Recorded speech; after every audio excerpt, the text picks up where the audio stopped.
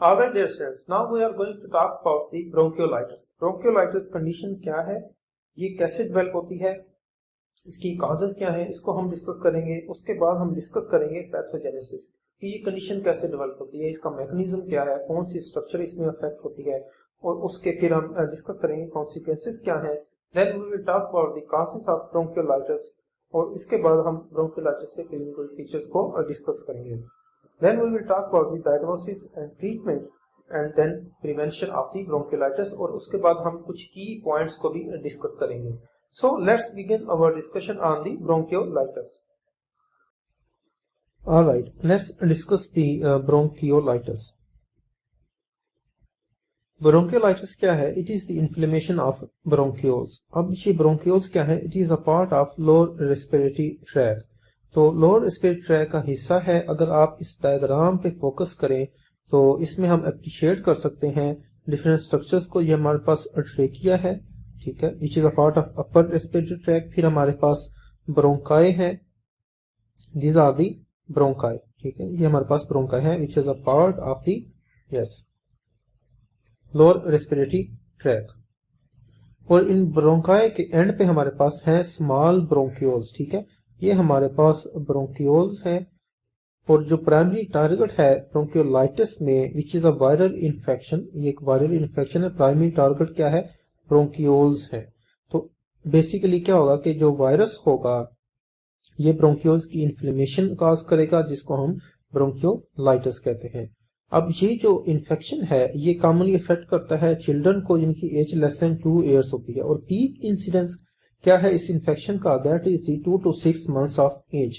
तो 2 to 6 months जो होंगे एज के, वो पीक इंसिडेंस होगा इस इन्फेक्शन का, इस कंडीशन का। लेकिन जो चिल्ड्रन अफेक्ट होते हैं यूजुअली उनकी एज लेस देन 2 ईयर्स होगी। अब काज क्या है हमने डिस्कस किया है, वायरल इन्फेक्शन है। और मोस्ट कॉमन वायरस जो है वो इन्वॉल्व होता है, that is the respiratory syncytial virus. Bronchitis, chronic bronchitis एक इम्पोर्टेंट और हाई यील्ड टॉपिक है for your exam.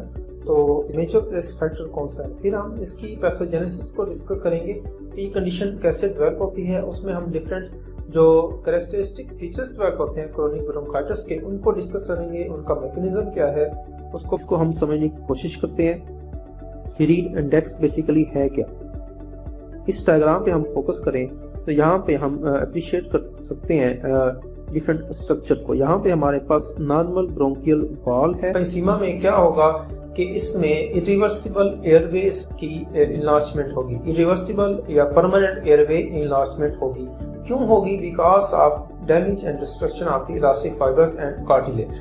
Basically fibres हैं, ये बेसिकली क्या करते हैं, they prevent the excessive expansion as well as excessive collapse of the airways or alveoli during inspiration and expiration। अगर हम इस डायग्राम पे फोकस करें तो इसमें हम अप्रिशिएट कर सकते हैं कि जो होल एसिनस है, ये हमारे पास होल एसिनस है, ये टोटली डायलेट हो चुकी है, ये टोटली डायलेट हो चुकी है। तो इसलिए इसको पैन एसिनल एम्फाइसेमा कहते हैं। और इसमें लोग जो है ना उसके वो अफेक्ट होते हैं।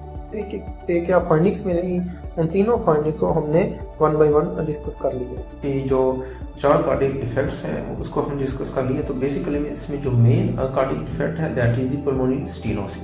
अगर पल्मोनरी स्टेनोसिस माइल्ड है तो कंडीशन माइल्ड होगी, अगर पल्मोनरी स्टेनोसिस सीवियर है।